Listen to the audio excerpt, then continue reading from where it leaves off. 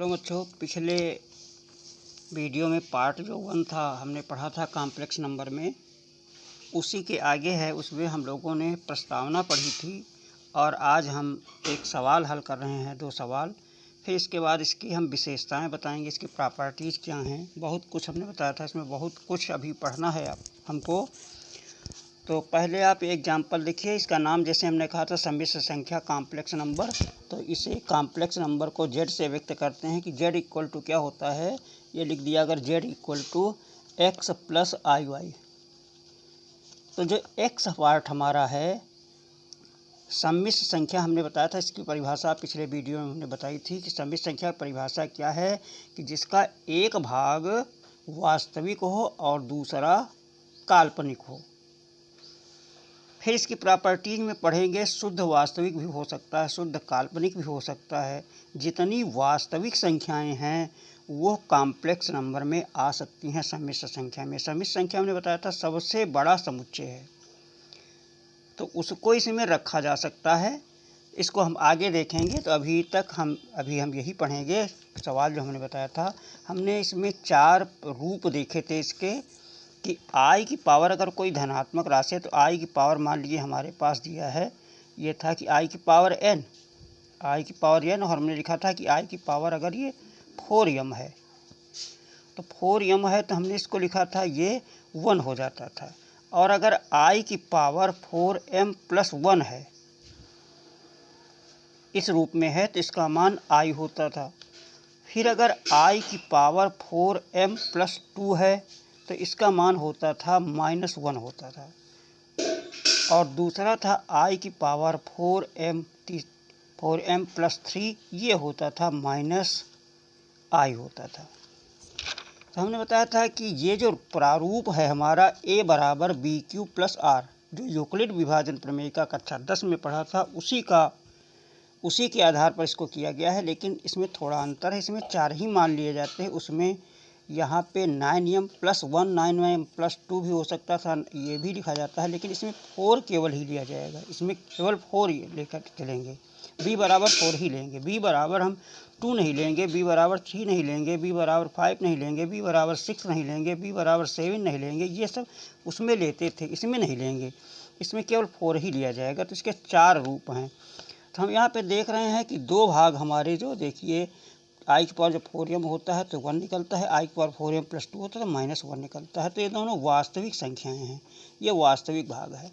और आई की power 4m plus 1 बराबर आई है, आई की पावर 4m प्लस 3 बराबर -i। इनको हमने निकाल करके भी दिखाया था, अगर आपने को याद ना हो तो पीछे वीडियो में देख सकते हैं पार्ट 1 में। तो ये 2 भाग जो हमारे निकलते थे आई वाले, आई का मतलब इमेजिन होता है, एक काल्पनिक भाग निकला था। ये भाग हमारा काल्पनिक निकला था, इसको काल्पनिक भाग कहते थे। अब इसी के आधार पर हम डायरेक्ट भी इन 4 से हम इसको लिख सकते हैं। और दूसरा ये जो है आपका यूक्लिड विभाजन प्रमेय का प्रयोग करके, दूसरा ये इसको देखिए, जैसे पहले फर्स्ट को हम हल करेंगे, इसमें इसको लिखेंगे कि आई की पावर 998, ये बराबर हो जाएगा, अगर 998 को अगर हम 4 से डिवाइड करें तो जाएगा 4 दूनी 8 और ये 1 बचेगा, 9 आएगा, 4 4 जा 16, ये 3 बचेगा, और 4 9 जा 36, ये 2 बचेगा।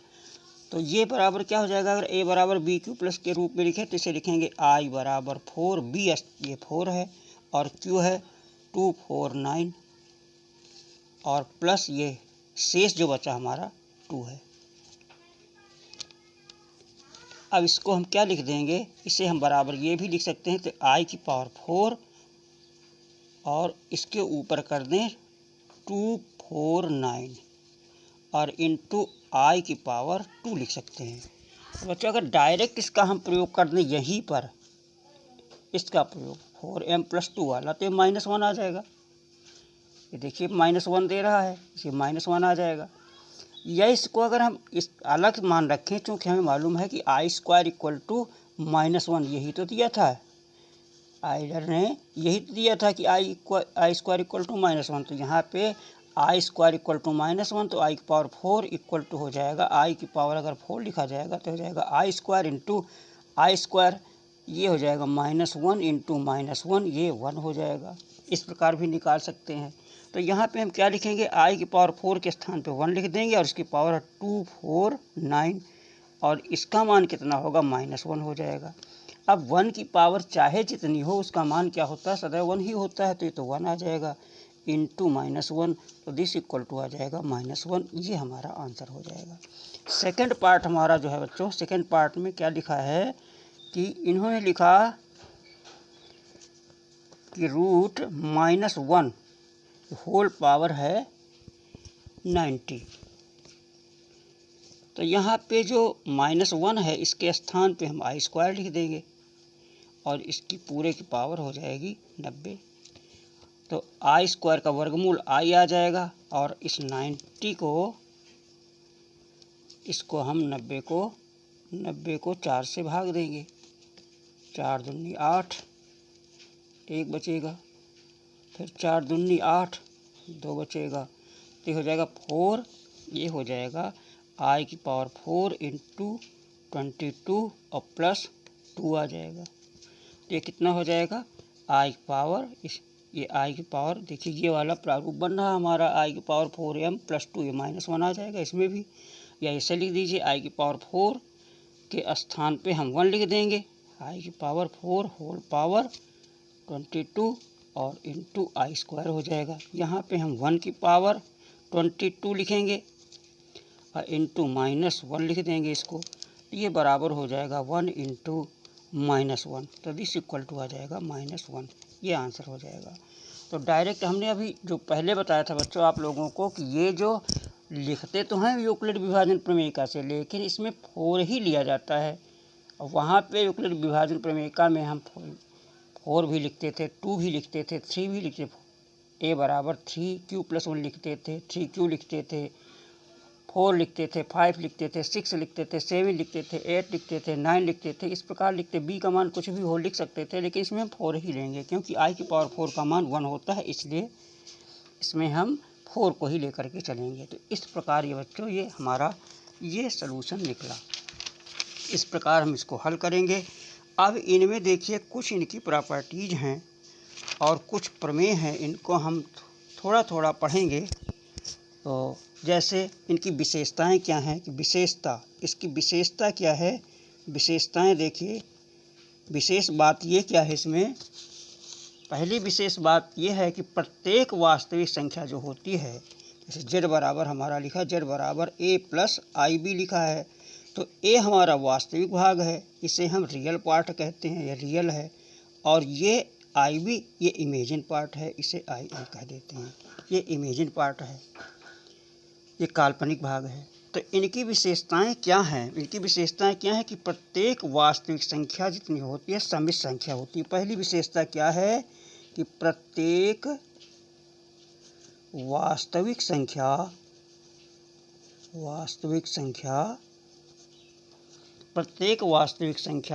सम्मिश्र संख्या होती है, ये पहली प्रॉपर्टी है, सम्मिश्र संख्या होती है।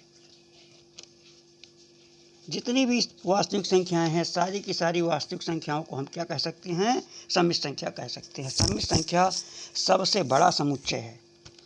और दूसरी विशेषता क्या है कि जो शुद्ध काल्पनिक संख्या होती है जिसका वास्तविक भाग 0 हो, माने अगर a बराबर 0 है तो शुद्ध काल्पनिक संख्या हमें मिलेगी। यदि a बराबर 0 कर दिया जाए, a बराबर 0, तो जो कॉम्प्लेक्स हमारा z जो मिलेगा वो क्या हो जाएगा, ये केवल आई बी वाला पार्ट मिलेगा, ये आई बी वाला ही तो पार्ट मिलेगा, z बराबर आई बी मिलेगा, तो z बराबर क्या हो जाएगा, इससे आई बी हो जाएगा, और आई बी क्या है, शुद्ध काल्पनिक संख्या है, इसे शुद्ध काल्पनिक संख्या कहते हैं।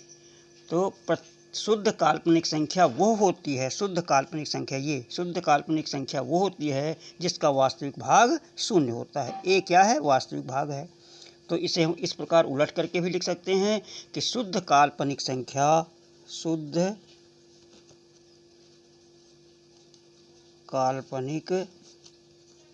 संख्या, शुद्ध काल्पनिक संख्या वह होती है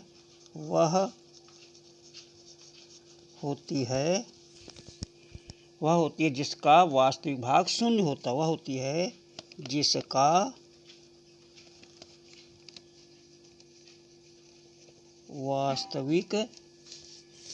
वास्तविक भाग शून्य होता है। अब जैसे पहला वाला था, प्रत्येक वास्तविक संख्या समित संख्या होती है। अब मान लीजिए हमने लिखा कि z बराबर इसमें 7 + 0 × i भी लिख सकते हैं। तो 0 को i से मल्टीप्लाई करेंगे 0 हो जाएगा, तो इसे हम ये z बराबर a + ib के रूप में लिख सकते हैं। तो ये 7 जो है -7 है, जो भी रियल नंबर हो वो क्या होता है, प्रत्येक वास्तविक संख्या सम्मिश्र संख्या होती है। इसको 0 से मल्टीप्लाई करके लिख देंगे तो 7 ही तो रहेगा। अब तीसरी बात क्या है, तीसरी बात है कि प्रत्येक वास्तविक संख्या शुद्ध वास्तविक संख्या होती है, और इसी को उल्टा तथा प्रत्येक शुद्ध वास्तविक संख्या वास्तविक होती है।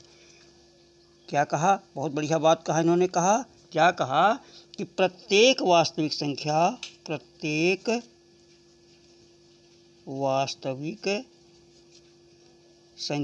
जो प्रत्येक वास्तविक संख्या है, वो प्रत्येक वास्तविक संख्या शुद्ध वास्तविक होती है, शुद्ध वास्तविक होती है, तथा प्रत्येक शुद्ध वास्तविक, इसको लिखिए प्रत्येक शुद्ध वास्तविक संख्या वास्तविक होती है। प्रत्येक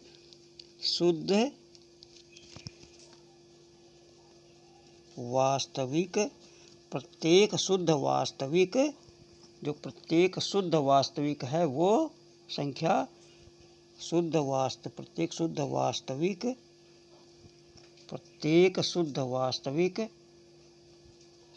प्रत्येक वास्तविक संख्या शुद्ध वास्तविक होती है, और प्रत्येक वास्तविक शुद्ध वास्तविक संख्या होती है। चौथी बात, अब इन्होंने देखिए क्या कहा, प्रत्येक वास्तविक, जैसे 7 है, 7 को हम 0 + 7i लिख सकते। 7 को, यह 7 है तो ये 7 को बराबर 7 + 0i लिख सकते हैं। तो ये है तो हमारी शुद्ध वास्तविक संख्या ही है, लेकिन ये हमारा क्या है, कॉम्प्लेक्स नंबर तो है, ये कॉम्प्लेक्स नंबर है इसमें। और इसी प्रकार इसको हम ये भी कह सकते हैं, इधर वाले को ये कह सकते हैं, इधर वाले को ये कह सकते हैं। चौथी बात क्या है, चौथी बात इन्होंने क्या बताई कि जो शून्य होता है, शून्य संख्या शुद्ध वास्तविक होती है तथा शुद्ध काल्पनिक संख्या दोनों होती है। शून्य शुद्ध वास्तविक तथा शुद्ध काल्पनिक संख्या दोनों होती हैं, शून्य जो है शुद्ध काल्पनिक है और शुद्ध वास्तविक भी है। पांचवी बात क्या है, पांचवी बात यह है, पांचवी विशेषता है कि एक काल्पनिक संख्या शुद्ध काल्पनिक संख्या हो भी सकती है, नहीं भी हो सकती है। पांचवी बात बहुत इम्पॉर्टेंट है कि एक काल्पनिक संख्या शुद्ध काल्पनिक संख्या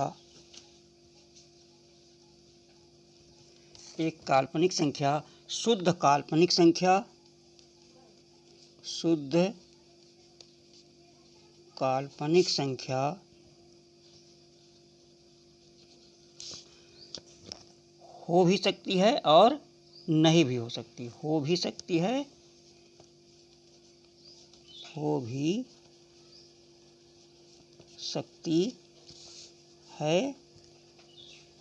नहीं भी। नहीं। और भी इसकी प्रॉपर्टीज़ हैं कि इसके प्रॉपर्टीज़ में आगे हम प्रमेय भी बताएंगे। एक प्रमेय आएगी इसमें कि यदि यदि क्या कहते हैं कि वास्तविक संख्या कभी भी काल्पनिक संख्या के बराबर नहीं होती है, हो सकती है कि एक काल्पनिक संख्या कभी भी एक वास्तविक संख्या के बराबर नहीं होती है। अगले वीडियो में इसी प्रमेय को हम सिद्ध करके आपको देंगे और जो कुछ प्रॉपर्टीज बची हैं उनको लिखेंगे। फिर जो हमारी जेड जो बन रही है, जिसे हम जेड से व्यक्त करते हैं समित संख्या को, इसकी विशेषताएं, दो समित संख्याओं का योगफल, दो संख्याओं का गुणनफल, दो संख्याओं का जो कॉम्प्लेक्स नंबर का अंतर, दो कॉम्प्लेक्स नंबर का भाग, इनके विषय में भी आगे बताएंगे। आज यहीं तक। आशा है आप लोगों के समझ में भली प्रकार से आया होगा। धन्यवाद।